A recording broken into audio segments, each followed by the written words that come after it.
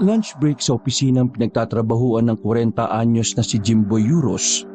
Isa siyang sales supervisor sa isang kilalang establishmento sa lungsod ng Cabanatuan sa probinsya ng Nueva Ecija. Tulad ng kanyang nakagawian, ay doon na lang siya uli sa opisina niya manananghalian. Tumawag na lang siya sa food court section ng 5 palapag na gusaling kinaroroonan niya. Nasa 2 palapag siya at ground floor naman ang food court. Kabababa pa lang ni Jimboy ng intercom na hawak niya nang biglang may kumatok sa kanyang opisina. Please come in. Bumukas ang pinto at iniluwa noon ng 43 anyos nilang manager na si Benjamin Deles. Maliwalas ang bukas ng mukha nito. May dala-dala itong kung ano. Lunch tray na naglalaman ng pananghalian nito. Pabiro nitong kinausap si Jimboy. Maaari ba ako makisalo sa pananghalian mo, Mr. Uros? Pabiro ring tumugon si Jimboy. Sure, Mr. Manager. Hindi ka naman siguro i-reject ng opisina ko eh. Alam ko namang hindi ka naman bababa sa food court eh. Kahit kailan, workaholic ka talagang supervisor. Balak kang maburo na lang dito, Jim? Sa bagay, sobrang cozy rito sa opisina mo. Aba, daig pa nitong opisina ko ah. Humanap ng magandang pwesto si Benjamin kung saan ilalapag ang lunch tray na hawak. Pinili nito ang pwesto paharap at malapit sa office table ni Jimboy. Maya-maya'y pagulat itong tila may naalala. May ipapakita nga pala ako sa iyo, Jim. Sandali, nandito sa cellphone ko. Ginapa ni Benjamin ang kanyang pamulsahan. Dinukot nito ang mamahaling cellphone. May kung ano itong dinutdut at hinanap sa files ng cellphone nito. Nang mahanap ang hinahanap, ay dali-dali itong lumapit kay Jimboy. Eto, tingnan mo bro. Alam mo ba kung saang lugar ito? Ganda, di ba? Larawan ng isang magara at mukhang ancestral townhouse ang bumungad sa paningin ni Jimboy. Pari itong mula pa sa panahon ng mga Kastila dahil sa disenyo itong may pagka-European. Ngunit may ilang detalye itong Arabic design. O ngayon, bakit ipinapakita mo sa akin yan, Ben? Anong meron dyan sa parang ancestral house na yan? Medyo parang nadismaya naman si Benjamin sa sagot na tanong ni Jimboy. Ano ba yan? Sabihin mo munang maganda kung talagang nagandaan ka. Ano? Maganda bang lugar nito, bro? Ano masasabi mo? Muling tiningnan ni Jimboy ang larawan na ancestral house at tinusgahang maigi ang itsura nito. Maganda naman siya, bro. Walang duda. Maganda ang disenyo at kulay. Medyo may pagka-creepy lang ng kaunti. Saan ba kasi yan? At bakit may pinapakita sa akin? Actually, ancestral house ng pamilya namin to, bro. Patatagpuan to sa probinsya namin sa Ilocos Norte. The last time na nagbakasyon kami rito ng pamilya ko noong 2014. 10 taon nang nakakalipas. Talaga? Sa inyo talaga yan? Aba, ang dami naman talaga ng properties ng pamilya nyo, no? Siguro, ang saya ng naging bakasyon nyo dyan, bro. Ako, oo naman, bro. Memorable ang naging bakasyon namin doon.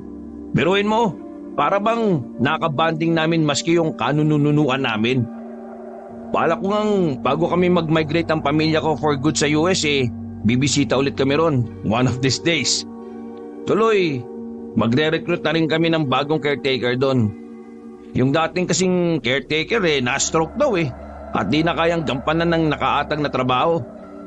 Ayaw ko namang maiwang walang tumatao ron. Baka pamahayan ng ligaw ng mga kaluluwa. Ganun ba?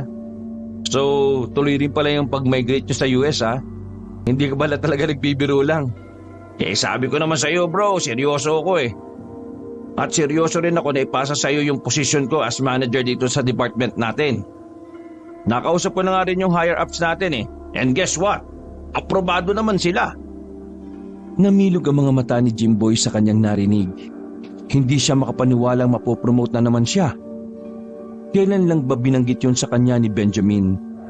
Akala talaga niya ay biro-biro lang ang lahat.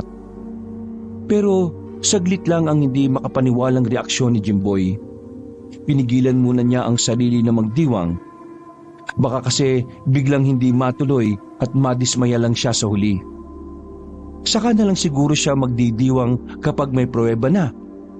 Naggaling nga mismo sa kanilang higher-ups. Isa pa'y baka may kapalit ang pagmamagandang loob ng manager niyang kaibigan. Basta, sigurado siya na may kapalit ito. O kaya naman ay may malalim na dahilan. Bigla nga rin siyang nakaramdam ng kaba sa huli niyang naisip. Napasulyap nga siya sa mukha ni Benjamin. Parang siglos baga. Parang may nagpipintong masamang mangyayari sa kanyang kaibigan. O dili naman kaya ay sa kanya. Marahas na napailing si Jimboy sa kinapupuntahan ng napakalalim niyang pag-iisip. Iwinaksin niya ang negatibong isipan na yun. Napansin nga ni Benjamin ang marahas niyang pag-iling. Napakunot ito ng noo at napantastikuhan. Uy, bakit ganyan na lang ang reaksyon mo, bro? Hindi ka naniniwala? Pwes, I'll prove you sooner na nagsasabi ako ng totoo at hindi basta kasinungalingan lang. Parang natauhan naman si Jimboy sa sinabi ni Benjamin. Ha? Hindi bro. Hindi naman sa hindi ako naniniwala. Naisip ko lang na bakit hindi nyo na lang ibenta yung ancestral house ninyo? Sa pangangapa ni Benjamin ang may sasagot, ay ewan niya kung bakit yun naman ang naisagot niya. Si Benjamin naman ang talagang nagulat. What? Naririnig mo ba yung sinasabi mo, bro? Malaki ang pagpapalaga ng pamilya namin sa ancestral house na yun. Nakadepende ron ng future generations namin. Kung ibibenta namin yon, parang ibinenta na rin namin yung buong kasaysayan ng pamilya namin. And besides, napakaganda ng ancestral house namin na yon. Nakita mo naman sa picture, di ba? Wala itong katulad, kaya napakalabong ibenta namin yon. Sandaling napaisip si Jimboy sa parting sinabi ni Benjamin na nakadepende raw sa kanilang ancestral house ang future generations nila. Parang makahulugan ng dating ng mga katagang yon sa kanya. Sa papaanong paraan kaya nakadepende ang future generations ng kanilang pamilya ang isang ancestral house lang? Ano ang malalim na meron sa kanilang ancestral house? Ang palalim na pag-iisip ni Jimboy ay nabulabog ng walang ano-ano'y may kumatok na naman sa pinto ng opisina ni Jimboy. Narinig niya ang boses ng kung sino mang nasa likod nito. Yun na nga ang service crew na nagdala ng in-order niyang pananghalian. Pinapasok niya ito at ipinalapag sa kanyang mesa ang daladala nito. Binigyan niya to ng tip bago umalis. O siya, mananghalian na muna tayo, bro. Yung mga dala mo, lumamig na yata eh. At nananghalian na nga muna sila. Matagal nang magkaibigan si Jimboy at Benjamin. Simula pa nung una silang magkakilala sa kanilang kumpanya. Dati ay parehas lang silang normal na empleyado. Ngunit kalaunay na promote. Nauna lang tumaas ang posisyon ni Benjamin dahil talagang mahusay ito. Masipag, dedikado sa trabaho at talagang parang hindi marunong mapagod. Pero hindi ibig sabihin na matagal na niya itong kilala ay nangangahulugang lubusan na talaga niya itong kilala. Katunayan ay kulang pa siya sa nalalaman sa background history ng pamilya nito. Ayon dito ay sa Amerika na naninirahan ang mga magulang at mga kapatid nito. Ang pamilya na lang daw nito ang narito pa sa Pilipinas. Habang magkasalo silang nanananghali ang dalaway, parehong tila may malalim na iniisip ang isa't isa. Parehas din silang nagpapakiramdaman na ewan. Nang matapos sila'y may dinukot sa kanyang bulsa si Benjamin. Yun ay isang set ng susi. Iniabot ito ni Benjamin sa nagtatakang si Jimboy. Siya nga pala, bro. Ibigay ko lang ito sa'yo. Lahat yan ay duplicate keys para sa ancestral house namin sa Ilocos Norte. Tubili pa si Jimboy nang abutin niya ang kumpol ng mga susi. Napapantastikuhan siya sa kung bakit ibinigay sa kanya yun ni Benjamin. Sinubukan niyang hulaan kung ano ang iniisip ng kanyang kaibigan. Ha? Bakit bro? Bakit binibigay mo sa akin yung duplicate keys? Ibig bang sabihin nito ipinamimigay mo na sa akin ang ancestral house din nyo? Natawa si Benjamin sa tinura ni Jimboy. Kapag kuha na sinimulan itong sinupi ng mga kalat nito sa lunch tray na dala. Of course not, bro. Inagaan ko lang na ibigay sa iyo yan bago pa kami tumulak papuntang US para hindi ko makalimutan. Binibigyan kita ng access sa ancestral house namin. In case na maisipan ng pamilya mo na magbakasyon sa ibang lugar, you can always visit there. At sinasabi ko sa iyo, bro, ang pagbabakasyon doon ay magiging pinaka-memorable ninyong magiging bakasyon sa tanang buhay ninyo. Napangiti na lang si Jimboy sa parang pagsisales talk pa sa kanya ni Benjamin. Na-imagine nga niya ang buo niyang pamilya na masayang nagbabakasyon sa ancestral house ni na Benjamin sa Batak. Wala sa isip na bagyang napa-inspekta si Jimboy sa hawak niyang bungkos na mga susi. Makaraan ay walang anumang ibinulsa niya ito. O sige bro, isibad na ako sa office ko. Ingatan mo yung mga susi ha. Every kick counts. At tuluyan nang lumabas ng opisina ni Jimboy si Benjamin. Pagkalabas nga nito'y siya namang pagdating ng kanyang sekretarya. Samantala, ang anak na binatilyo naman ni Jimboy, ang 14 anyos na si Jimon, ay papasok na sa school na pinapasukan nang may makasalubong siyang isang mama na mukhang Muslim na ewan ang kasuotan at aurahan. May suot ba itong turban sa ulo at talagang balbasarado? Ang turban nito ay may mga disenyong mga bituin, buwan at araw na parang sa mga manghuhula. May inialok itong mga panindang parang mga kwintas na may kakaibang mga palawit, mga pulseras at kung ano-ano mang mga anting-anting puno. Uy iyo, mukhang may kakaibang aura ko na babasa sa iyo ah. Mukhang kailangan mo ng medalyong pangontra. Aba, ang lakas ng kutob ko bigla sa iyo, iho. May malalim na senaryo akong nakikita sa aura ng iyong muka. Sa kanyang narinig ay napakunot ng noo si Jimon at napangiwi. Tinapunan pa niya ng nagdududang tingin ang mama. Nako mama, hindi ubra sa akin yung style ninyo. Hindi ako interesado sa mga paninda nyo ha. Akala nyo ha. At lalakad na sanang muli si Jimon nang pigilan siya ng mama. Sandali iyo. Seryoso ko sa kakaibang nararamdaman ko sa iyo. Kung hindi mo alam hindi lang ako basta-basta manghuhula. Isa rin akong antingero. Antingero? Ano yung antingero? Antingero ang tawag sa mga taong may mga agimat na panlaban sa mga engkanto, mga elemento at mga aswang. Ito mga paninda ko ay mga pangontrang lahat ng ito. Nakakadetekta sa kanila at kinatatakutan nila ang mga ito. Napaismit si Jimon sa sinabi ng mama.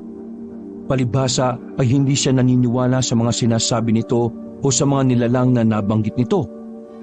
Para sa kanya'y likang isip lamang ang mga ito at gawa-gawa lang para pagkakitaan. Maniwala ako sa inyo. Ano akala niyo sa panahon natin ngayon, makaluma? Sa napakamodernong panahon natin ngayon, makakakita pa ba kayo ng aswang, tikbalang, kapre, o kung ano-ano pang mga elemento ko, no? Napag-aralan na po namin yan sa history. Mga mananakop na Espanyol lang po ang nagpaniwala sa atin ng mga yan. Naku iho, totoo talaga ito. Nandito ka lang kasi sa syudad kaya hindi ka pa nakakainkwentro ng kahit isa sa mga yan. Subukan mong dumayo sa mga liblib na baryo at tingnan natin kung hindi ka makapakonsulta sa mga albularyo o antingerong tulad ko. Saka, para sabihin ko sa iyo, iho, oo, moderno na ngayon ang panahon. Makabago na ang paraan natin ng pamumuhay. Pero pagdating sa mga elementong hindi natin nakikita sa paligid at lalo na sa mga aswang, makabago na rin ang paraan nila ng pagsalakay sa mga tao. Karamihan din sa kanila, patago na talaga. Marunong din naman sila kumbaga umalinsabay sa mabilis na takbo ng mga pagbabago sa lipunan. Medyo natamimi si Jimon sa mga sinabi ng mama. Hindi tuloy siya makasagot dahil talagang may punto naman ang mama. Posible nga naman yon. Paano nga kaya kung isang araw ay mapadpad siya sa liblib na mga baryo o malalayong probinsya? Napatingin tuloy siya sa mga panindang kung ano-ano ng mama. Lalo na yung mga kwintas na iba't ibang uri ng palawit na parabang mga medalyon nung sinaunang panahon. Napansin din ng mama ang matamang pagtutok ng tingin ni Jimon sa mga paninda nitong kwintas. Seryoso ang mukha nito. Mga medalyon ng mga ito, iho. Pare-parehong pangontra ang mga ito sa masasabang mga elemento sa paligid. Yung iba naman ay parehong pangontra sa aswang at mga elemento. Biglang nagka-interes si Jimon sa mga medalyon na yon. Napansin din kasi niyang magaganda at talagang astig tingnan ng mga disenyong nakaukit sa mga ito. Merong may agila, may parang mosaic na araw, may iba't ibang hugis ng star at kung ano-ano pa. Napahawak pa siya isa-isa sa mga ito at napainspektahan ng mataman. Ang mama naman ay parang pasimpleng inobserbahan ng bawat reaksyon ni Jimon. Para bang may hinihintay itong espesipikong magiging reaksyon ng binatilyo. Walang ano-ano ay isa sa mga medalyon na nagpagulat kay Jimon. Yung medalyong may disenyong star na 6 sulok. Nang masalat niya ito'y biglang para siyang kinabahan at bumigat bigla sa palad niya ang medalyong yon. Uy, bakit ganito po yung isang medalyon? Parang bigla pong bumigat na ewan. Tapos bigla po akong kinabahan na ewan ko rin kung bakit. Maging ang mamang antingero ay nagulat din sa naging reaksyon ni Jimon. Matiim nga itong napatingin sa mukha ni Jimon na talagang labis na nagtaka. Isa lang ang ibig sabihin niyan, iho. Alam mo ba kung ano? Ano po ang ibig sabihin ng kakaiba ko pong nararamdaman sa medalyong ito? Seryoso munang inihiwalay ng mama ang hawak na medalyon ni Jimon at ibinigay ito sa binatilyo. Nakataas sa mga kilay ni Jimon. Huwag niyo pong sabihin na obligado po akong bilhin ito sa inyo. Hindi sa inuobliga kita, iho. Pero buhay mo o kamatayan mo ang nakasalalay rito. Ang mga medalyon ko ay nararamdaman din ang aura ng taong nakapalibot sa akin. Pati ang napipintong mangyayari sa hinaharap ay nararamdaman din nila. Ang sino mang hahawak sa kanila at biglang nakaramdam ng kaba at pagbigat nila, ang ibig sabihin noon ay kailangan nila ang proteksyon ng medalyon. Naku, totoo po ba talaga yan? Mariin at seryosong tumango ang mama. Pagkuwan ay muling pinahawak nito kay Jimon ang nakahiwalay ng medalyon. Hawakan mo ito ulit, iho. Kapag hindi mo ulit naramdaman yung naramdaman mo kanina ng una mo itong nahawakan, ay huwag ka maniwala sa akin. Pero kapag naramdaman mo ulit, ewan ko na lang kung hindi ka pa rin maniniwala. Unay at tubili pang sundin ni Jimon ang sinabi ng mama. Pero dahil sa curious siya, ay hinawakan nga niya muli ang medalyon. Halos mapatras pa si Jimon sa matinding gulat nang muli niyang hawakan ang medalyon. Paanong hindi mas grabe pa kaysa una ang naramdaman niyang kaba at pagbigat ng medalyon? Hindi niya talaga yun inaasahan. Ano, iho? Hindi ka pa rin ba maniniwala? Hindi mo pa rin ba kukunin ang medalyon? Medyo na blanko muna ang isip ni Jimon dahil sa pagkagulat. Napatulala na lang siya sa mukha ng mama. Nang makabawi, saka lang niya nakuhang sagutin ng mama. Magkano po ba ito? Baka naman po mahal. Kakulang po yung pera ko. Medyo napangisi ang mama. Sinusukat ba ganito ng tingin si Jimon? Inaarok ang kanyang pagkatao. Sa tingin mo ba, iho, kapag buhay at kamatayan ng sangkot, magkano mo ibebenta ang isang importanteng bagay? Sa murang halaga o sa mahal na halaga? Napaisip naman doon si Jimon. Sa tingin ko po mahal na halaga. Pero sigurado po ba kayong mabisang medalyong ito? Hindi naman po sa sinasabi kong scam kayo ha. Alam niyo naman sa ngayon, uso at maraming scammer. Natawa ang mama sa tinura ni Jimon pero napatango-tango naman. Sa bagay, tama ka, iho. Hindi ko naman inalis sa iyo ang magduda.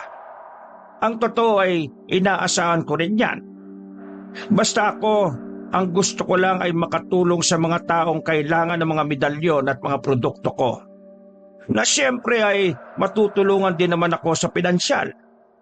Give and take kumbaga. Pero sino ba ang mas malulugi? Ang bibili ng medalyon ko pero magkakaroon ng siguradong proteksyon o yung tumangging bumili at manganib ang buhay dahil walang proteksyon. Natigilan si Jimon sa paliwanag ng mama.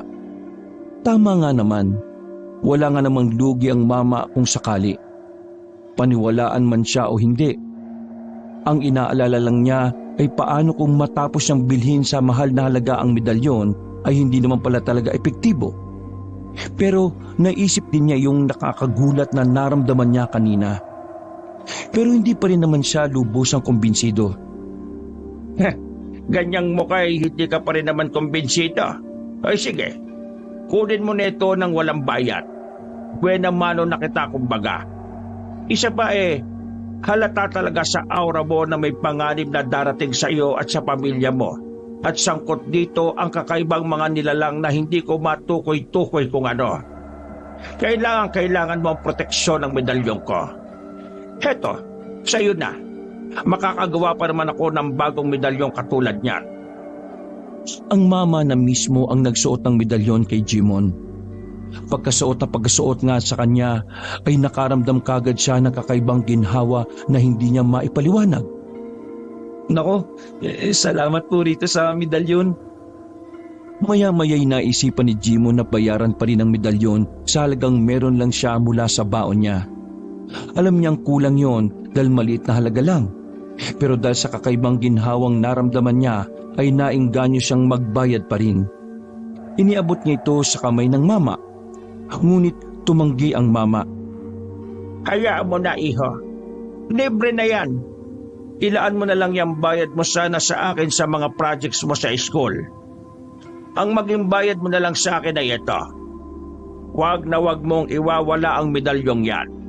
Kailangang dala-dala mo parati yan saan ka man magpunta. Katandaan mo yan.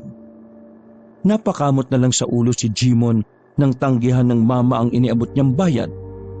Parang nakonsensya patuloy siya sa mga naging pagdududa niya rito. Opo, tatandaan ko po yung mga bilin ninyo. Palagi ko po itong isusuot. Tumango-tango na lang ang mama at umakto ng paalis.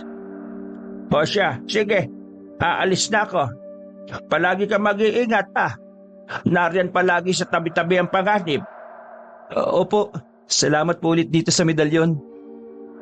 At tuluyan nang umalis ang mama at sa iba naman inialok ang mga paninda. Si Jimon naman ay napapakamot na lang uli ng ulo habang tinitingnan ang suot na medalyon. Pumasok na rin siya sa kanilang school. Pagsapit naman ng bandang hapon, ang 38 anyos namang asawa ni Jimboy na si Monalyn ang nakasalubong ng mamang manghuhula na antingero na una nang nakasalamuhan ni Jimon. Pauwi na noon ang kanilang bahay si Monalyn. Galing siya sa SM Mall Cabanatuan. Nag-shopping. Dadaanan lang sana ni Monalyn ang mama pero natawag ang kanyang pansin dahil nakamata sa kanya ang mama. Tila may kung anong pailalim na kinikilati sa kanya. Lalo na nang marinig niya ang sinabi nito. Nakikinikinit ako ang hinaharap ng babaeng ito. Ay nako, isang pamilya ang mapaparap sa kakaibang masasamang mga nilalang. Napahinto sa paglalakad si Monalyn at nagtatakang hinarap ang mama. Mama, ano ba yung tinutukoy niyo? Tumango-tango ang mama. Ikaw nga at wala ng iba. Manghuhula ho kayo? Muling tumango ang mama at itinuro pa ang mga disenyo ng suot nitong turban. Pati ang mga paninda niya ay ibinalandra na rin ito. Oo, may kakayahan akong makadetekta ng mga puwersa at nakikinikinit ako ang kahihinatnan ng mga ito. At isa nga rin pala akong antingero. Ang mga paninda ko ay malalakas na mga pangontra laban sa iba't ibang hindi nakikitang mga elemento sa paligid. Kabilang na ang mga aswang. Nakaramdam ng kakaibang kaba si Monalyn ng sandaling yon. Siyempre, medyo natakot din siya sa kaharap niyang mama. Ano ho ba ang nakikinitan niyo sa hinaharap ko? Masasangkot ho ba ang pamilya ko? Minsan pa ay tumutango ang mama. Nandun ang kasiguraduhan. Oo, buong pamilya mo ang masasangkot. Nadedetect ko ang isang bagay na puno ng negatibong enerhiya na napasa kamay ng isa sa mga miyembro ng pamilya mo. Isang bagay na puno ng negatibong enerhiya? Anong bagay ang tinutukoy ninyo? Hindi ko tiyak kung anong bagay. Basta negatibong enerhiya lang ang nararamdaman ko rito. Ganun mo ba? Ano pa ho yung nababasa niyo sa akin? Saka, paano po makukontra yung negatibong pwersa na bagay na tinutukoy niyo na napasa kamay ng isa sa mga miyembro ng pamilya ko? Napasingkit ang mga mata ng mama na parabang sa pamamagitan noon ay mas marami pa siyang nababasa tungkol sa babaeng kaharap. Wala na akong ibang masabi liban sa mapapaharap kayo sa isang uri ng mababangis na mga nilalang. Hindi ko eksaktong matukoy kung anong klaseng nilalang. Basta mababangis na mga nilalang. Takot naman yung hula niya sa akin. Paano nga ho namin makukontra o malalabanan ng mga nilalang na tinutukoy ninyo? At saka, teka ho pala. Saglit na napatingin si Monalyn sa mga paninda ng mama. Kapag kuwan ay may dinukot siya sa kanyang bag. Pera. Sabi niyo nga pala antingero rin kayo. Talaga ho bang mabisa mga pangontrang itong mga tinda ninyo? Bibili ho sana ako ng isa. Natigilan saglit ang mama at parang nakikiramdam. Teka sandali. Mukhang hindi mo na kailangan bumili ng pangontrang tinta ko. Nararamdaman kong isa sa mga miyembro ng pamilya mo meron ng taglay na malakas na pangontra. Mukhang yun lang sapat na para maprotektahan ang buo mong pamilya. Talaga ho? Salamat naman kung ganun. Wala na ho kayong may bibilin pa sa akin? Meron pa pala. Maging mapagmatsyag kayo sa paligid nyo. Makinig kayo sa mga babala ng ibang tao. Huwag niyong basta ipagsawalang bahala ang kahit na anong babala, maliit man o malaki. Buhay at kamatayan ng pamilya mo ang nakasalalay rito kaya kailangan timbangin ang lahat ng bagay at pag-isipang maigi. Naku, salamat to. Tatandaan ko lahat ng sinabi ninyo. Mabuti na lang mo talaga at nakasalubong ko kayo. Kung hindi hindi pa ho ako magiging aware sa mga sinabi ninyo. Salamat to talaga. At sinubukang ibigay pa rin ni Monalyn sa mama ang nailabas niyang pera. Ay siya nga ho pala, tanggapin ho ninyo ito. Bale, abuli ko na lang ito sa inyo. Ngunit tumanggi naman ang mama. Tulad ng pagtanggi nito bandang una kay Jimon. Nako, hayaan mo na. Tsaka wala ka namang binili sa akin Pero nagpumilit si Monalyn. Kunin niyo na po. Kung hindi ho ninyo tatanggapin, ibig sabihin ay hindi totoo mga sinabi niyo sa akin at hindi ko na lang din ho paniniwalaan. Natigilan naman doon ng mama at napatingin sa mukha ni Monalyn. Dahil seryoso naman si Monalyn ay napilitan na rin itong tanggapin ang iniaabot ni Monalyn. Sige, tatanggapin ko na. Para sa isang kadahilanan. Basta yung mga mahigpit kong bilin, huwag mong kalilimutan. Matapos ito'y naghiwalay na ang mama at si Monalyn. Pagsapit naman ng gabi sa kanilang bahay, matapos manangalian ng pamilya ni Jimboy, nasa salas na sila at sama-samang nagpapahindang habang nanonood ng telebisyon nang may maalala si Monalyn. Gusto niya makasiguro sa isang bagay. Jimboy, Han, Jimon, anak, may itatanong lang sana ako sa inyong dalawa. Nitong mga nagdaang araw ba wala kayong napapansing gamit ninyo na may negatibong pwersa sa inyo? Parehong natigilan sa biglang tanong na yon ni Monalyn sina Jimboy at Jimon.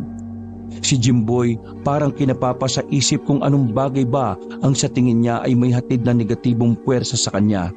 Si Jimon naman ay pasimpleng itinago sa suot niyang t-shirt ang medalyong ibinigay sa kanya ng mamang antingero na manghuhula. Teka Han, bakit ba bigla-bigla naman yata yung ganyang tanong mo? Anong meron? Medyo atubiling sumagot si Monalyn. Alam niya kasing hindi naniniwala si Jimboy sa hula-hula. Kung sasabihin niya ang totoo, ay baka mauwi lang sila sa pagtatalo.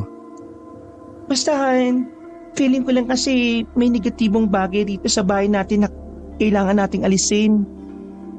Kumbaga, Kung di natin naalisin baka magdulot lang sa atin ng kamalasan. Teka, kumonsulta ka ba sa manghuhulahan? Bakit biglang ganyan ka kung mag-isip?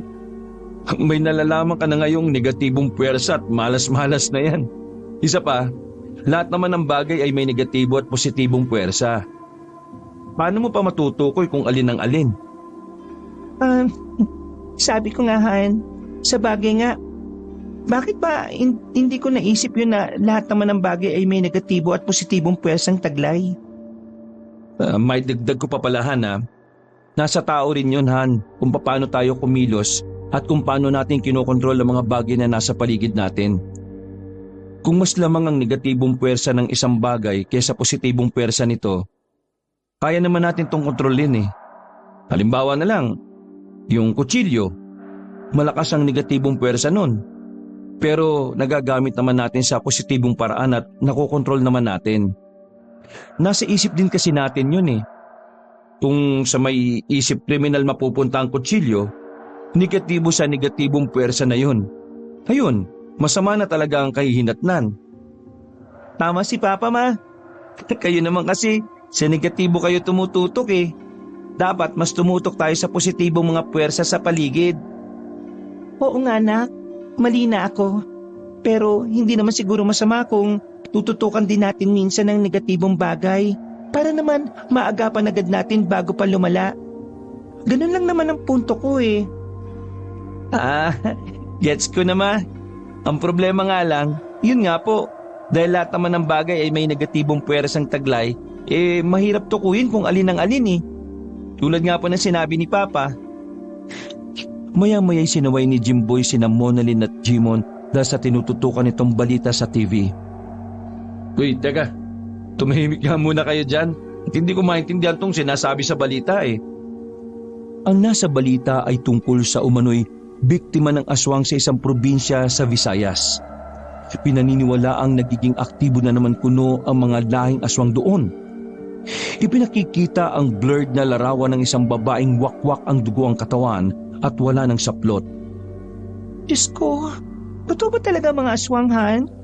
Napaka-brutal naman ang sinapit ng babaeng yan. Hindi ako naniniwala sa aswanghan. Pero hindi ko inaalis ang posibilidad. Pero para sa akin hindi aswang ang may kagagawan talaga niyan. Malamang na nakadroga ang may gawa niyan o kaya isang taong may sakit sa isip. Biglang may naalala si Jimon dahil sa balita na may kinalaman sa aswang. Maalala ko nga pala, Pa, Ma. May nakapagsabi pala sa akin na totoo raw ang mga aswang. Yun lang hindi na raw po sila ngayon hantaran kung mambiktima. Paano raw sila mambibiktima, anak? Patago? Opo, Pa. Sumasabay din daw po sila sa mabilis sa pagbabago ng modernong panahon. Siyempre, matatalino rin daw po ang mga karamihan sa kanila. Kaya marunong sila makibagay. Kung umatake raw po sila ngayon parang hindi po natin nakalain at hindi po basta-basta mapapansin. Ay, sino naman ang nakapagsabi sa iyo niyan, anak? Baka naman aswang din ang nakausap mo kaya alam na alam niya. Ay nako, mag-iingat ka anak sa kung sino-sino ang kinakausap mo Mahirap na. Nakalimutan ko na po kung anong tawag sa kanya, Ma. Basta isa po siyang mama na itsura pa lang masasabi na ninyo kaagad na matalino siya at maraming alam. Palipat-lipat ang tingin ni Jimboy sa kanyang mag-ina habang malalim na napapaisip. Yung balita tuloy sa TV ay hindi na niya natututukan. Oy, kayong dalawa. Napapansin ko ang paraan ng pagsasalitaan nyo ngayon Parang ang dami nyong alam ngayon Pareho yata kayong kung sino-sinong estranghero na naman ang nakakausap Iba na nararamdaman ko sa inyo Hoy, pinabalaan ko kayo. Mag-iingat kayo sa pakikipag-usap sa kung kani-kanino. Lahat ng nalalaman nyo timbangin nyong maigi kung totoo ba o gawa-gawa lang. Alam naman ninyo ang panahon natin ngayon. Talamakang pagpilipit ng mga impormasyon. Tapos natigilan sina Monalyn at Jimon. Napansin kasi nilang medyo iritable ang pagsasalita ni Jimboy. Kaya naman ay nag-isip na lang ng ibang topic na pag-uusapan si Monalyn. Oo, Han. Tatandaan namin yan ng anak mo. Nag-iingat naman kami Ay, siya nga pala. Malapit na pala ang bakasyon. 2 buwan na lang ang pararaanin natin. Wala pa pala tayong plano kung saang lugar tayo magbabakasyon. May ideya na ba kayo? Oo nga po pala, Ma. Ano po kaya kung Boracay naman po tayo magbakasyon? Ay, masyado namang malayo yan, anak. Sasakay pa tayo ng barko o bangka? Ayaw ko nga. Alam niyo naman ng papa mo na takot ako sa dagat eh. Sa Tagaytay na lang kaya ulit. Doon na naman, Ma. O talaga oh. Hindi na nagsawa doon. Umakit naman po tayo sa bandang norte. Eh di mas lalong sawa naman ako sa Baguio na. Ilang beses na tayo nakapunta ron eh. Si Mama, Baguio lang ba ang pwedeng puntahan sa norte? Taga-norte po pala si Apo Wangod, no? Tama po. Puntahan na lang po natin si Apo Wangod at magpabatok tayo. Ay nako anak, napanood mo ba yung pinicture siya dati sa TV? Nakita mo naman kung gaano kahirap umakyat sa lugar niya. Mahihimatay ako sa pag-akyat pa lang sa bundok nila eh. Kaya, wag na muna tayo ron. Mangangatog lang ang tuhod ko ron. Sa takbo ng pag-uusap ng kanyang mag-ina, ay naalala ni Jimboy ang ancestral house ng manager niyang kaibigan na si Benjamin. Naisip niyang sakto pala ang lugar na yon para sa nalalapit nilang bakasyon. Susurpresahin niya ang kanyang mag-ina. Pero siyempre ay hindi muna niya ito basta sasabihin. Ikaw Han, may lugar ka na bang naiisip na magandang pagbakasyonan natin? Meron na siyempre at nasa parting norte rin yun. Na-excite naman pareho sina Monalyn at Jimon sa inanunsyo ni Jimboy. Kapwa nga sila napatutok na may pagkasabi kay Jimboy. Talaga pa? Napunta na po ba natin yon? Hindi pa anak.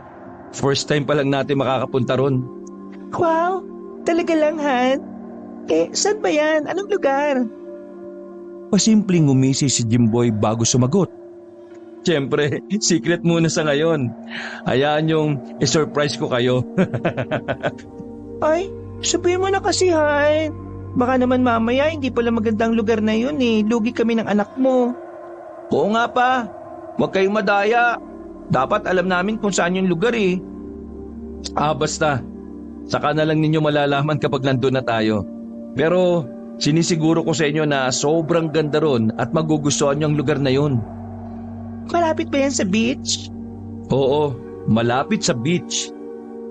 Wow! Mukhang maganda ang view. Secluded po ba yung lugar? Oo anak, medyo secluded dahil private property. Basta, magandang maganda talaga ron. Huwag na ninyong subukan hulaan at hindi nyo rin mahuhulaan.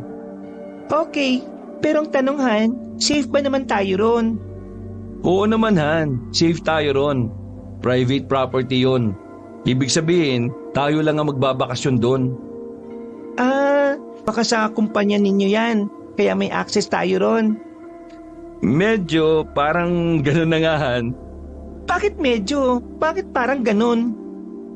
Basan, surprise ko na nga lang sa inyo soon. Huwag ka nang maraming tanong, no? O sige na, past 10 na pala. Patay na natin ang TV at matulog na tayo. O Jimon, patay mo na yung TV ha. Maaga pa ang pasok natin bukas. At pinatay na nga nila ang TV. Makalipas ang 1 buwan, ay nagulat na lamang si Jimboy sa tawag sa kanya ng manager niyang kaibigan na si Benjamin. Nasa US na pala ito.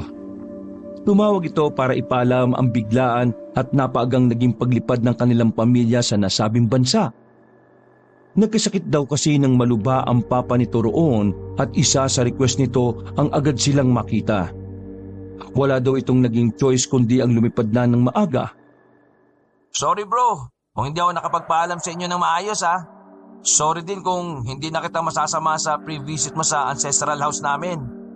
Sinabihan ko na lang si Mang Destor na bago naming caretaker tungkol sa pagbisita mo ron. Siya na ang bahalang mag-tour sa inyo. Pwede ka na raw pumunta ron bukas anytime. Ganun ba bro? Pero sige bro, bukas sa bukas din ay pupunta na ako sa ancestral house ninyo para mag-pre-tour. Kailangan makabisado ko yung lugar para naman kapag nandun na ang pamilya ko wala na agahan ng aberya. O sige bro, sasabihan ko si Mang Destor. Ibibigay ko na rin pala sa iyo yung contact number niya at kayo nang bahalang magkomunikasyon sa isa't isa para bukas. Ganun na nga ang nangyari. Matapos ang tawag ay ipinasa kagad ni Benjamin sa kanya ang numero ni Mang Destor sa text message. Sinave ito ni Jimboy sa kanyang phone book. Kinabukasan nga, madaling araw pa lang ay agad nang bumiyahe si Jimboy papuntang Ilocos Norte. Hindi pa niya natatawagan si Mang Destor kaya hindi pa siya sigurado kung gaano katagal ang biyahe. Pero naihanda na niya ang lahat para sa mga posibleng mga aberyang mangyayari sa kahabaan ng biyahe. Lahat ng kailangang dalhin ay nakaimpake na lahat sa kanyang kotse. Lahat din ng kailangan niyang gawin habang nasa biyahe ay nakalista na sa kanyang mini notebook na nakalagay lang sa may dashboard ng kanyang kotse. Doon niya rin ililista ang lahat ng mapapansin niya sa kanyang ruta papuntang Ilocos para kapag kasama na niya sina Monalyn at Jimboy sa bakasyon ay wala ng problemang susulpot. Siyempre ay hindi rin niya kinalimutang dalhin ang set ng mga susi na ibinigay sa kanya ni Benjamin. Alas 5 na madaling araw nang bumiyahe si Jimboy. Nang makarating siya sa Batac, Ilocos Norte ay mga bandang alas 3 na ng hapon. Bago siya tuluyang makalapag sa Batac ay tinawagan niya si Mang Destor sa kanyang cellphone. Mang Destor, si Jimboy po ito, kaibigan ni Benjamin. Malapit na po ako. Nandito na po ako sa may bandang Ilocos. Papunta na po akong Batac. Saan ko po kayo kakatagpuin? Ayon kay Mang Destor ay sa GV Florida Batac City Terminal daw sila magkikita. Doon daw niya ito susunduin at magtutuloy-tuloy na sila papuntang ancestral house ni na Benjamin na malapit sa isang beach. Nang sa wakas ay makarating si Jimboy sa ancestral house ni na Benjamin ay sobra siyang namangha sa napakagandang tanawin. Talagang sobrang ganda ng ancestral house sa personal. Tapos nakatayo pa ito malapit sa beach na puting-puti ang buhangin at may nakailerang mga puno ng nyog na padahilig ang pagkakatubo. Sa wari ni Jimboy ay nakajackpot siya na makahanap ng ganito kagandang lugar na pagbabakasyonan nila. Hindi na siya makapaghintay na dalhin dito sina Monalyn at Jimon. Nang akayin naman siya ni Mang Destor sa master's bedroom ng ancestral house, ay lalo pa siyang nalula sa sobrang elegante ng looban ng ancestral house na yon. Halos hindi mo na mahahalata ang pagkaantigo nito. Halatang alagang-alaga ito ng bagong caretaker. Napakaluwag din ng master's bedroom at talagang sa ambience nito ay mararamdaman mong lahat ng stress na mayroon ka ay unti-unting mawawala. Matapos maiayos ni Jimboy ang mga dala niyang gamit sa master's bedroom at nang magsawa siya sa nakamamanghang mga bagay na nakikita niya sa loob ng buong bahay na yun, ay nagpasya naman siya sa labas mag-tour. Sa may beach siya nagpunta kung saan ay may pasadyang beach lounge chair at sun umbrella. May beach hammocks din doon sa pagitan ng ilang puno ng nyog. Humilata si Jimboy sa isang lounge at ninamnam ang nakakahalinang tanawin ng beach. Dahil sa napakasarap ng samyo ng hangin doon ay halos antukin si Jimboy. Ipipikit na sana niya ang kanyang mga mata nang makarinig siya ng kakaibang ungol at kumusyong papunta sa kanyang kinaroroonan.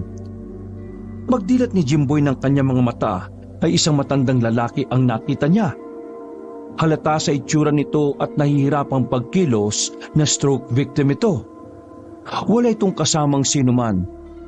May kung anong iminumwestra ang matandang yon kay Jimon habang umuungol na parang may sinasabi na hindi rin niya maintindihan. Kumakaway na pakaliwat kanan ang isang kamay nito habang ang ulo ay marahas na umiiling-iling. Ang isang kamay naman nito ay nakaturo sa direksyon ng ancestral house.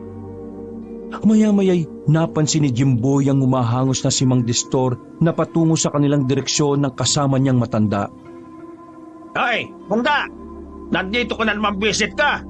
Di ba't sinabi ko na siya yung huwag kang tutuntong muli dito sa ancestral house? Nagugulo ka na naman ang bisita namin eh. Tiyube, kung ayaw mong bali-baliin ko yung buto mong uugod-ugod ka.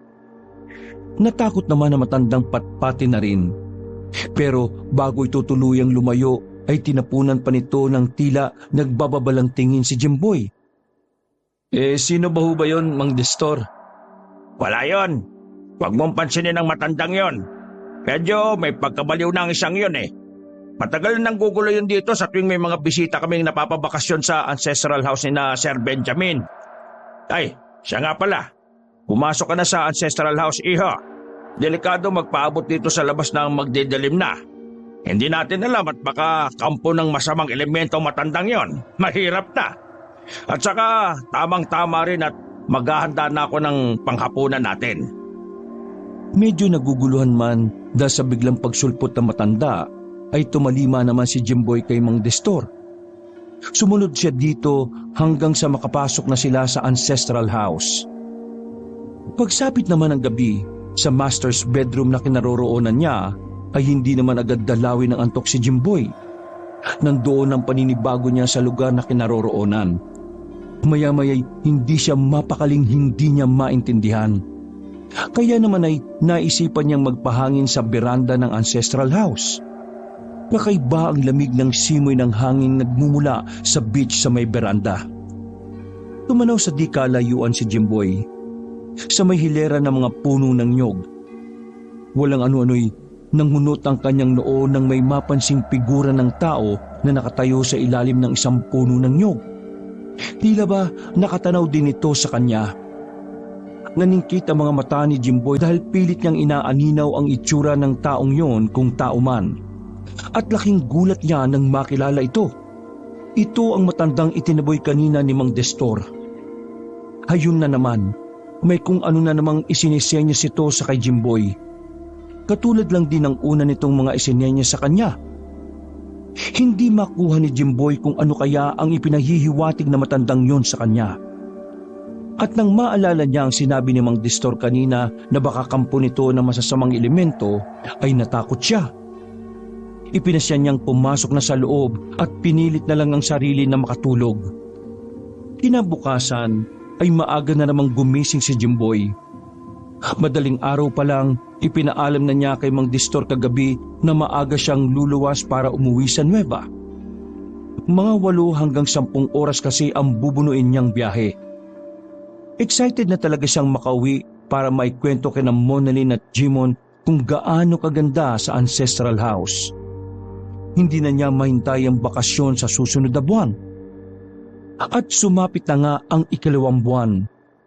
Ang pinakahihintay na bakasyon ng pamilya ni na Jimboy. Madaling araw pa lang ay naghahanda na sila para sa kanilang biyahe papuntang Batac, Ilocos Norte. Habang naghahanda sila'y may 2 bagay na napansin si Monalyn mula sa mga gamit ni na Jimboy at Jimon na nakalapag sa lamesa. Ang unay ang set ng mga susi ni Jimboy. Sa unang tingin ni Monalyn ay para itong umuusok.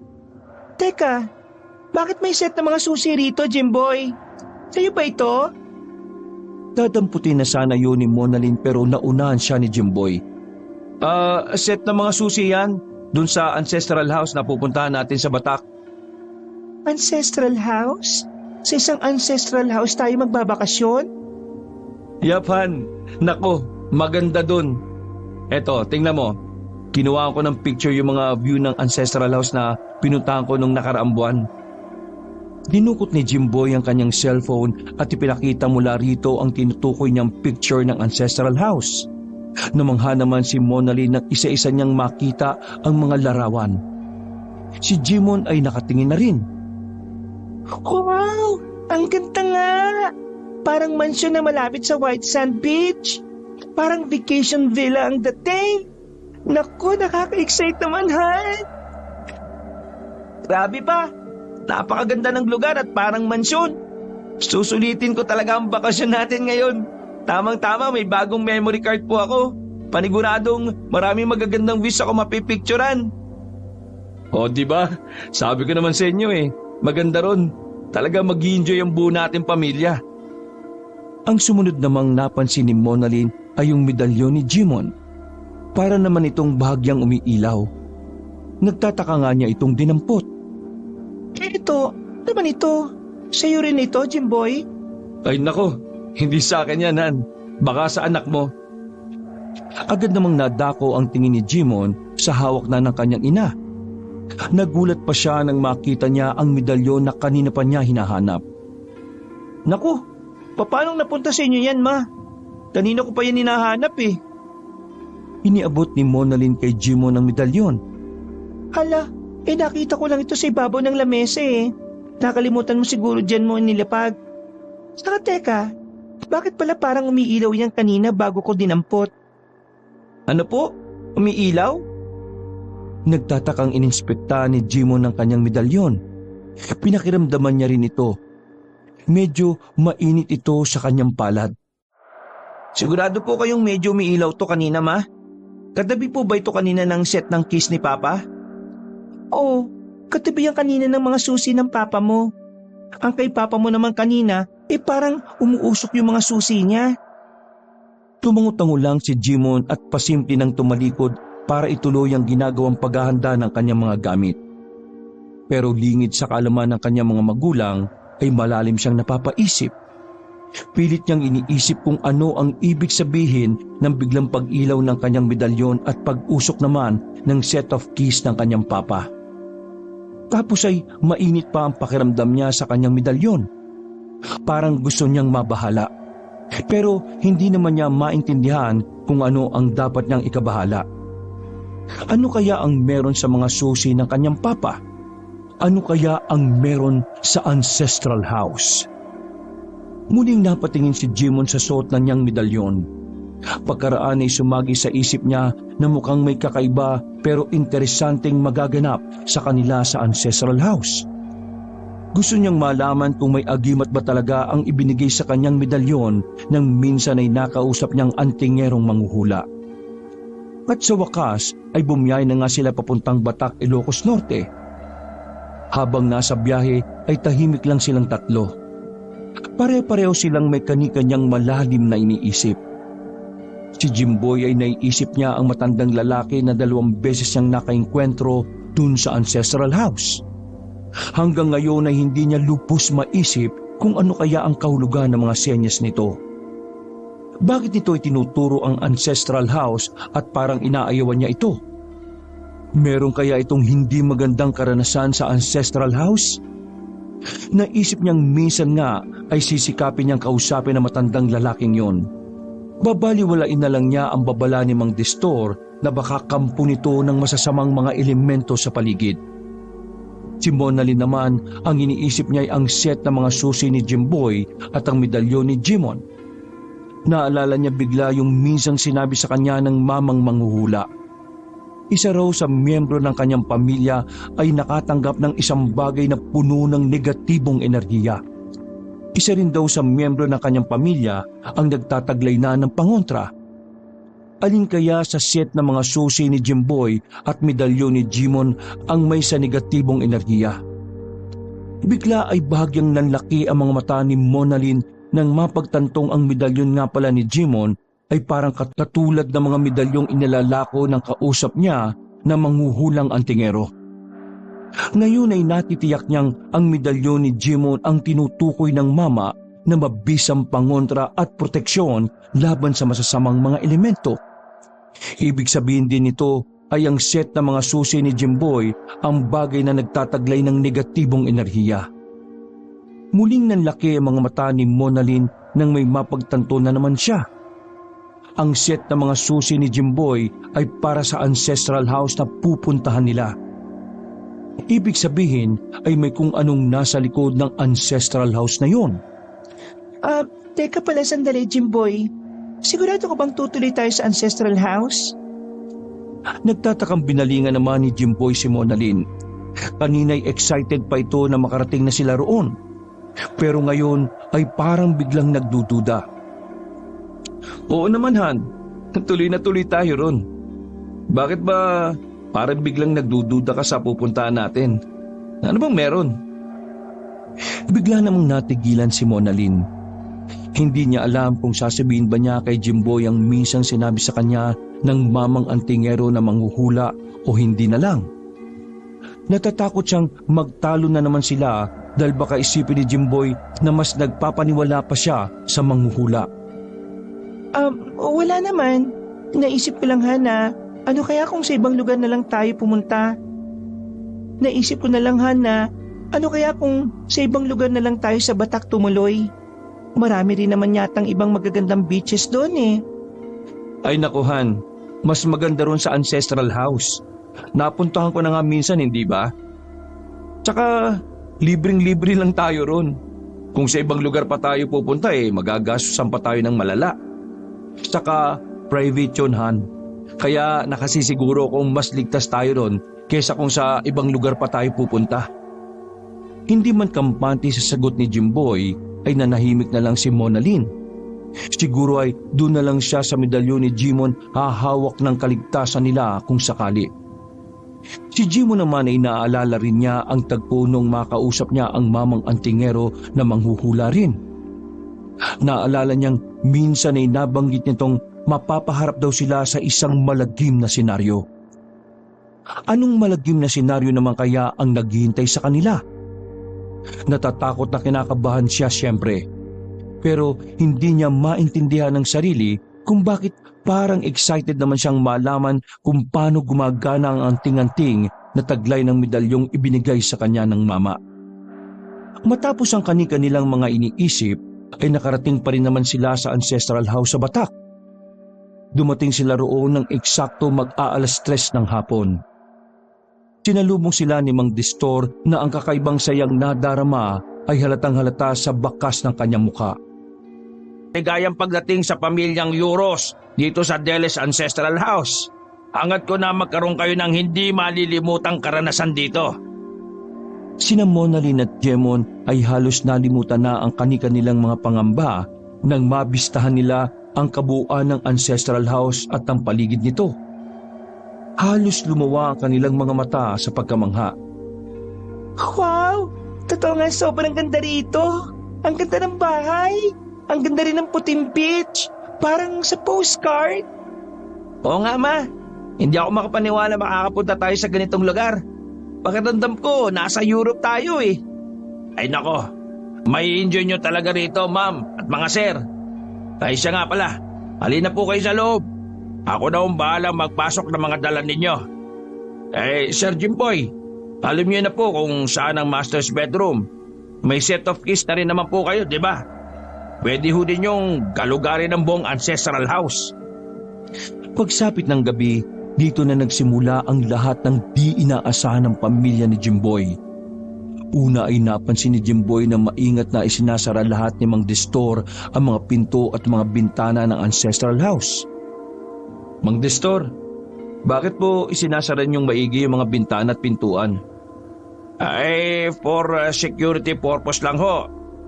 Alam mo naman sa panahon natin ngayon, marami mga masasamang manloloob.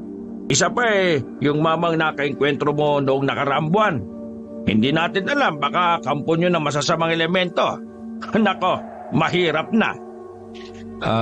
Ganun po ba? Pati ba yung mga bintana sa master's bedroom ilalak nyo? Oo, iho. Maya-maya lang ilalak ko na rin yon. Tatapusin ko lang lahat ng bintana rito. Bago pa man pumunta sa master's bedroom si Mang Distor, ay inunahan na ni Jimboy na samantalahin ang pagkakataon na dumungaw sa huling pagkakataon sa may beranda. Inaasahan niyang muli niyang matatanaw mula roon ang matandang lalaki sa ilalim ng puno ng nyog sa may beach.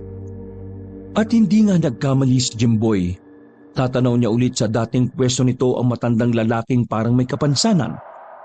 May isinisenyas uli ito. Ngunit sa pagkakataong ito'y medyo iba na. Itinuturo siya, pagkatapos ay sesenyas ng paggilit ng leeg. Kasunod nito'y ang paulit-ulit na senyas na kamay na nakaturo pa ibaba at isa pang kamay na kumakaway ng pakaliwat kanan.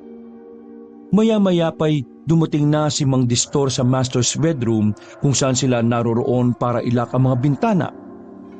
Hala, bakit ilalak niya ang mga bintana, Han? Ipinaliwanag ni Jimboy kay Mona Lynn kung bakit. Pero parang hindi naman kumbinsido si Mona Lynn. Nang makaalis nga ang caretaker ay kinwestiyon ni Mona Lynn si Jimboy. Bakit naman ganun, Han? Parang iba ang kutob ko sa paglalak ng caretaker sa mga bintana Para namang pati front door at back door inilak? Hindi kaagad naisip yun ni Jimboy kaya naman ay naalarma siya. Dali-dali siyang lumabas ng master's bedroom para habulin si Mang Distor sakaling hindi pa nakakalabas. Ngunit nasuyod na niyang lahat ang buong ancestral house ay walang mang distorsyang naabutan. Chinek ni Jimboy ang front door pati na ang back door ng ancestral house. Pero napamura na lang siya ng matuklasan na nakalak nga ang mga ito at mukhang may lock din sa labas ng pinto. Dismayadong binalikan ni Jimboy sina Monalyn at Jimon sa master's bedroom. Ano Han, naabutan mo si Mang Distor? Wala eh.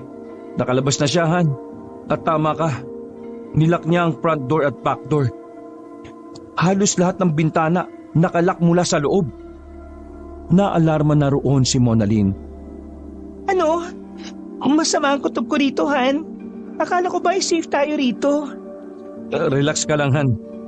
Baka sadyang ganito kaigpit ang caretaker dito. Baka bukas din ay bubuksan din niyang lahat ng mga pintuan at bintana rito. Teka, tatawagan ko pala si Mang Distor sa cellphone niya. Mabuti nang matanong natin siya. Ngunit biglang hindi makontak ni Jimboy ang number ni Mang Distor. Ilang ulit siyang sumubok na matawagan ito pero paulit-ulit na out of coverage area. Natutulalang nagkatinginan na lamang sina Jimboy at Monalyn sa maaring kahulugan nun. Muling nagdial si Jimboy pero sa pagkakataong ito ay number naman ng kaibigan niyang si Benjamin ang sinubukan niyang tawagan. Hindi naman problema sa kanyang international call dahil may sapat namang load na pang international call ang cellphone niya. Nabuhayan ng loob si Jimboy nang mag-ring ang tawag sa kabilang linya. Pero ang nakapagtataka lang ay parang may naririnig din siyang mahinang ring sa tabi-tabi. Nagtatakang nagkatinginan silang nakikiramdam sa paligid. Parang may naririnig ako nagri-ring, Han. Parang nagbubuhat sa ilalim. Itinuro pa ni Monalyn ng makintab na sahig kung saan sila nakatapak. Nagtataka namang napatingin sa sahig si Jimboy pati na si Jimon. Dahan-dahan silang lumuhod at sinubukang pakinggan kung may nagri-ring nga ba sa ilalim ng sahig. Ngunit maya-maya'y bigla namang natapos ang tawag. Tiningnan ni Jimboy ang screen ng kanyang cellphone. Nireject ang kanyang tawag. Sinubukan niya ulit kontakin ang number ni Benjamin ngunit sa kasamaang palad ay naging out of coverage area na rin ito. Bakit po kaya may nagri-ring sa ilalim? May basement po yata itong ancestral house na ito, pa. Saka teka, Han, di ba nasa US si Benjamin? Paano may nagri-ring sa ilalim? Biglang naguluhan si Jimboy sa mga nangyayari. Iniisip niya ang lahat ng bagay tungkol kay Benjamin pero hindi niya mapagtagpi-tagpi. Ano ang meron sa ancestral house na kinaroroonan nila? Habang nag-iisip si Jimboy, maya-maya pa'y napakapa si Jimon sa suot niyang medalyon. Naramdaman kasi niyang bigla na para itong bumigat. Inilabas niya ito sa suot niyang t-shirt at ganun na lang ang pagtataka niya nang mapansin niyang medyo umiilaw ito. Ma, pa, tingnan niyo suot ko medalyon, oh. Medyo umiilaw. Hala, oo nga anak. Ganyan-ganyan din yan nung una kong makita dun sa bahay. Hindi kaya may ibig sabihin yan, anak? Teka, saan mo ba nakuha yan, nak? Ikinuwento ni Jimon kung paano siya nagkaroon ng medalyong yon. Binanggit niya at inilarawan na matandang antingero na manghuhula na nagbigay sa kanya noon. Ala, parang yun din ang matandang nakausap ko, anak. Si Monalyn naman ang nagkwento ng tungkol sa naging inkwentro niya sa matandang antingero na manghuhula. Sinamantala niya rin ang pagkakataon para sabihin na ang patungkol sa sinabi ng mamang yon na mapapaharap sila sa mababangis na mga nilalang. Halos katugma lang ito ng sinabi naman ni Jimon na mapapaharap sila sa isang malagim na senaryo. Sa kanyang mga narinig ay parang hindi naman makapaniwala si Jimboy. Hindi siya kumbinsido. Mababangis na mga nilalang? Kayo naman pala ang dahilan kung bakit ganito ngayon ang sitwasyon natin eh. Nagpapaniwala kasi kayo sa mga hula-hula na yan eh. Dapat, hindi kayo nakinig sa matandang yon. Nakinig kasi kayo kaya heto, nangyayari mga hula niya. Maya-maya'y galit na binalingan ni Jimboy ang sota kwintas ni Jimon na nooy bahagya pa ring umiilaw. Ngunit sa aktong hahabultin pa lang sana ni Jimboy ang medalyon ni Jimon, nang walang ano-ano'y nakarinig sila ng sunod-sunod na parang mga atungal sa ilalim ng sahig. Kasunod nito ay sunod-sunod na mga kaluskos at pagkaskas ng parang matigas o matalim na bagay. Nanlaki ang mga matang nagkatinginan silang tatlo. Lahat sila ay nakatitig sa sahig. Malahan, ano mga tunog na yun sa ilalim? Ano ang gagawin natin? Sumenya si Jimboy na magdaan-daan sila sa pagkilos. Biglang pinagpawisan sila ng malapot dahil sa kanilang sitwasyon. Kailangan natin lumabas ng silid na ito. Dahan-dahan lang tayo. Saan naman tayo pupunta? Diyos ko, nakakatakot naman to. Baka mamaya lang ay masira ang sahig tapos biglang may lalabas na mabangis na nilalang. Diyos ko! Shh! Doon na lang siguro tayo sa may kusina. May mga kutsilyo doon. Magagamit natin panlaban at proteksyon kung kinakailangan. Jimon anak, pagitaan natin ang mama mo. Ikaw ang mauna papunta sa kusina at ako naman ang panghuli at poprotekta sa likuran ninyo. Ganun nga ang ginawa nila. Habang papalapit sila sa pinto para makalabas, ay siya ring unti-unting paglakas ng mga ungol at mga pagkaluskos sa ilalim ng sahig. Bigla rin nilang naramdamang parang umuuga na rin ang sahig. Nang sa wakas ay makalabas na rin sa master's bedroom si Jimboy, ay bigla naman siyang napatid ng kung anong bagay sa may pintuan. Kaya naman ay pakalabog siyang natumba padapa. Nang tingnan nila kung ano ang bagay na pumatid sa kanya, ay ganoon na lang ang panlalaki ng mga mata nila nang unti-unting may parte ng sahig na may pintuan ang unti-unting bumubukas. Halos maistatwa sila sa kanilang kinaroroonan nang mula sa lumitaw na butas ay nagsimulang may lumabas na isang sumisingasing na nilalang na napakabangis at lubang nakakatakot ang itsura. Isa itong uri ng aswang. Kahit ganoon ang itsura ng nilalang ay nakilala pa rin naman ito ni Jimboy dahil sa ilang features nito, pati ang suot nitong kahit warak-warak na. Benjamin? Biglang dinamba ng aswang ang mga paa ni Jimboy at tinangka siyang hilahin. Mabilis namang lumisponde si na Monalyn at Jimon. Pinagtulungan nilang hilahin si Jimboy. Ngunit nahirapan sila dahil sadyang malakas ang aswang. Dahil wala ng ibang maisip na paraan si Jimon at napapansin niyang umiilaw pa rin ang suot niyang medalyon, naisip niyang hawakan ito at iamba sa aswang.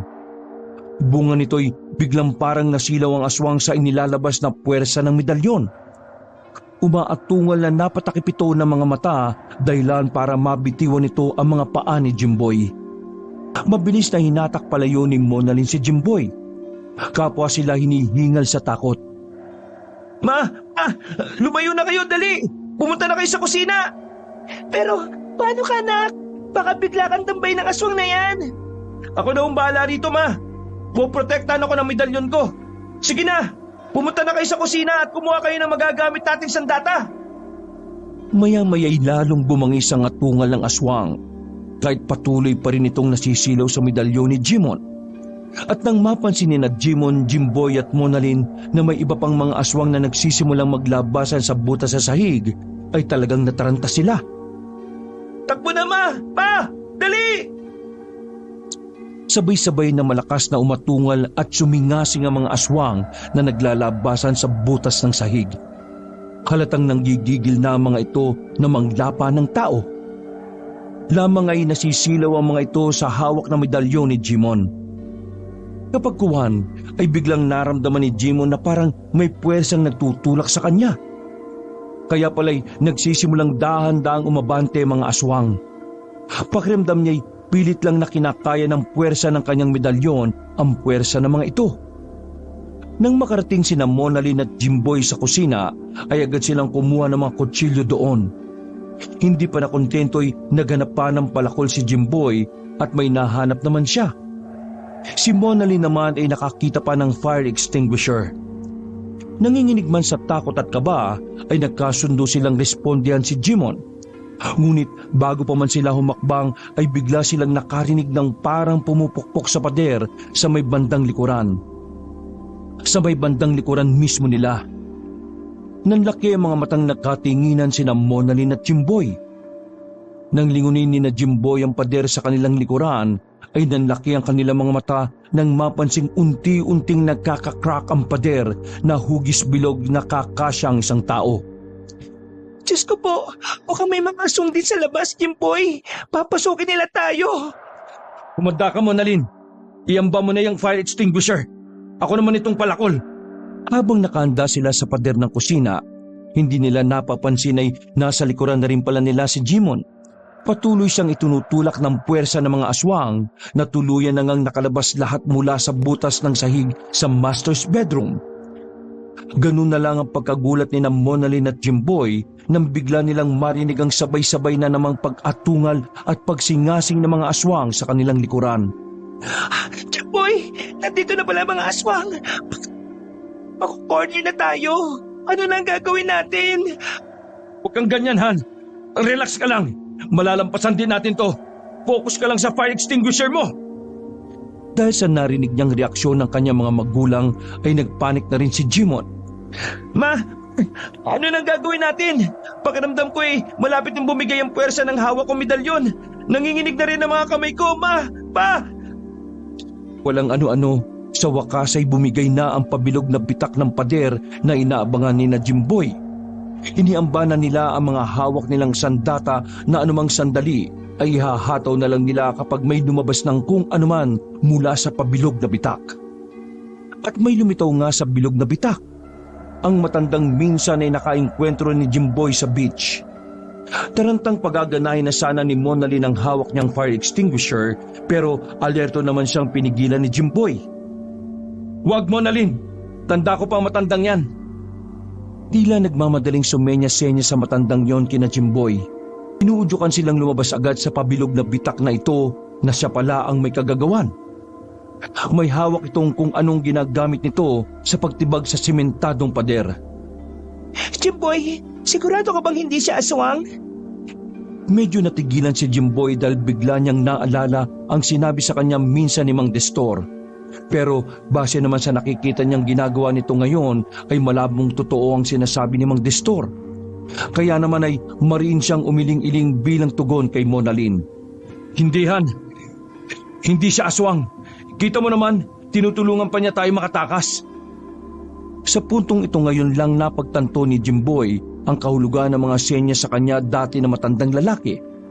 Kung sana pala ay inintindi niya ang mga babala pala nito, sana'y hindi sila umabot sa ganito. Si Monalyn naman ay duda pa rin dahil sa itsura ng matandang lalaki sa labas ng pabilog na bitak sa pader. Pero nang muli niyang marinig ang nagngangalit ang mga atungal at singasing ng mga aswang sa kanilang likuran at ang payak ng pagtawag sa kanila ni Jimon, ay napilitan na rin siyang sumunod sa inutos sa kanila ng matandang lalaki. Ipahan, paano pala si Jimon? Baka malapa na siya ng mga aswang. Sandaling nilingon ni Jimboy si Jimon. Tansya niya'y nasa mga 1.5 di pa na lang ang layo nito sa kanila. Nang ang mga aswang naman ng balingan niya'y halos lumuwa ang mga mata niya nang mapagtantong sobrang katakot-takot pala ang itsura ng mga ito. Nang walang ano-ano'y biglang matumba paupo sa sahig si Jimon ay nataranta na si Jimboy. Dali na, Monalyn. Lumabas ka na sa butas ng pader. Ako nang bahala kay Jimon. Lilingon pa muna sana si Monalyn para malaman kung ano na ang lagay ni Jimon, pero alertong itinulak na siya palabas ni Jimboy para hindi na niya makita pa. Sumunod ay walang sabi-sabing tinakbo ni Jimboy si Jimon para tulungan itong makabangon habang iniaamba pa rin nito ang hawak na medalyon. Ngunit dahil sa pagkataranta ni Jimboy ay nadalos naman siya sa sahig nang eksaktong makatayo na si Jimon. Kamalas-malasan pa na siya naman ang matumba ay natabig pa niya ang kamay ni Jimon na nakahawak sa medalyon nito. Bunga nito'y tumilapon palayo ang medalyon. Sa nangyaring yo'y biglang nawala ang pagkasilaw ng mga aswang. Kaya naman ay dumagundong ang nagwawala nilang atungal at walang sabi-sabing agad dinaluhong sina Jimboy at Jimon. Ngunit bago pa man ito nangyari ay may pumasok sa bilog na bitak sa pader ng kusina. Ang matandang antingero na manghuhula nang minsang nakausap ni na Jimon at Monalyn. Marami itong suot ng mga medalyon. Mabilis na rumisponde ang mamang antingero. Agad nitong inuumang sa mga aswang ang pinakamalakas nitong medalyon kung kaya ganun na lang ang pagkastilaw muli ng mga ito. Nagmistula silang mga kuhol na biglang nagsitahimik sa pag-atungal at nagsipag-atras. ni hindi man lang nasaling ng nagtutulisan at nagtatalasan nila mga kuko ang mga balat ng takot na sina Jimboy at Jimon. Binigyan din ng mga medalyon ng mamang antingero sina Jimboy at Jimon. Si Jimon ay takang-taka kung paanong nangyaring nandun din ang mamang antingero. Bakit nandito po kayo? Paano po kayo nakipunta rito? Saka ko na ipapaliwanag ang lahat, iho. Sa ngayon ay tutukan muna natin ang kakaibang mga aswang na mga ito. Tumango-tango naman si Jimon, pero hindi may tago sa mukha niya ang parehong pagkamangha at tuwa na nandun ang mamang antingero. Si Jimboy naman ay medyo natulala sa presensya ng mamang antingero, lalo na nang mapansin niya ang suot nitong maraming mga medalyon. Ano na po palang gagawin natin? Paano po natin tatalunin ang mababangis at mapapangit na mga aswang na ito? Pagmadali kayo ng itay mo, iho. Lumabas na kayo sa bitak na pader. Sa labas ay may mga inihanda kaming mga galon ng gasolina. Kunin niyo mga yon at dalhin niyo rito sa akin. Bilis! Mabilis namang tumalima ang mag-ama. Agad nilang kinuha ang mga galon ng gasolina at dinala pabalik sa mamang antingero. Ngayon, buusan ninyo sila ng gasolina. Nang marinig ng mga aswang ang utos ng mamang antingero, ay tinangka nilang magsibalik sa pinanggalingan nilang butas sa sahig sa master's bedroom. Pero dahil sa lakas ng puwersa ng medalyon ng mamang antingero, ay biglang hirap silang kumilos. Kaya naman ay walang kahirap-hirap silang nasa buyan ng gasolina ni na Jimboy at Jimon. Ngayon naman ay buusan nyo ng gasolina ang buong bahay. Pagkatapos ay lalabas na tayo sa butas sa pader sa ginawa namin na matanda kanina.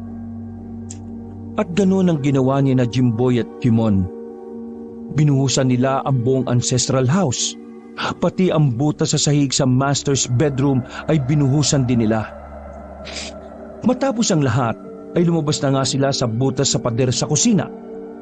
Sa labas naman ay nabuhusan na rin pala ng gasolina ni na Monalyn at ng matandang lalaki ang palibot ng ancestral house. Ngayon ay katapusan na ng malihim at tusong mga aswang na mga yan. Naglabas ang mamang antingero ng posporo. Inilabas din niya ang dala niyang sulo na kinuha niya mula sa isang tabi at sinindihan ito. Inihagis niya ang may sinding sulo sa loob ng ancestral house mula sa butas na pader ng kusina. Agad-agad ay narinig nila ang malakas na pagsagro ng apoy sa loob kasabay ng nakakabaliw na pag-atungal ng mga aswang. Lumayo naman kayo ngayon sa ancestral house at ang palibot naman nito ang sindihan natin ng apoy. At lumayo nga sila. Doon sila pumaroon sa hiwalay na quarter ng caretaker na si Mang Destor. Doon ay natagpuan nilang wala itong malay pagkat hinataw pati una ng mamang antingero sa ulo para walang maging sagabal sa kanilang plano. Matapos masilaban ng mamang antingero ang palibot ng ancestral house, ay mabilis itong tumakbo palayo at tinungo ang quarter ng caretaker kung saan naroroon ang pamilya ni Jimboy at ang matandang lalaki. Sa quarter na yon, ikinuwento ang lahat ng mamang antingero kung paano siya napadpad doon. Palihim pala niyang minamanmanan noon ng pamilya ni na Jimboy, buhat nang maramdaman niyang mapapaharap sila sa matinding panghanib sa kamay ng mababangis na mga nilalang. Palihim siyang pumuslit at nagtago sa likod ng compartment ng kotse ni Jimboy nung una itong magtungo sa ancestral house. Nakausap rin niya noon ng matandang lalaki na napag-alaman niyang dati palang caretaker ng ancestral house. Na-stroke ito nang masaksihan na may mga aswang palang nagkukuta sa tagong basement ng ancestral house. At walang nakaligtas sa sinundan nilang mga bakasyonista na isa ring pamilya. Ito rin ang noong paunti-unting tumitibag sa pader sa may kusina para sa balak sana nitong pagsunog sa basement. Palihim ulit na pumuslit sa compartment sa likod ng kotse ni Jimboy ang mamang antingero nang bumiyahe na sila buong pamilya. Nang makarating sila sa ancestral house ay pinuntahan daw agad niya ang bahay ng matandang na stroke para sa plano nilang pagliligtas sa pamilya ni na Jimboy at ang tuluyang pagpuksa sa lahi ng mga aswang na yon na ginagamit ang ancestral house para sa pambibiktima. Ang mamang antingero rin ang bali tumapos sa tinitibag na pader ng mamang na-stroke. Iba na rin talaga ang mga aswang sa panahon natin ngayon. Palihim na sila kung mambiktima. Kaya sa susunod huwag na huwag yung basta pagkakatiwalaan na pinapakitang kabaitan sa inyo ng mga tao, ha? Kung sa tingin ninyo kaduda-duda ang pinakikita nilang kabaitan, posibleng sila ay hindi talaga tao, kundi mapagkunwaring mga aswang. Matapos ang pagkukwentuhan ng mamang antingero ay muling nagkamalay si Mang Destor. Ngunit ang makita nitong nilalamon na ng apoy ang buong ancestral house ay ito naman ang inatake sa puso.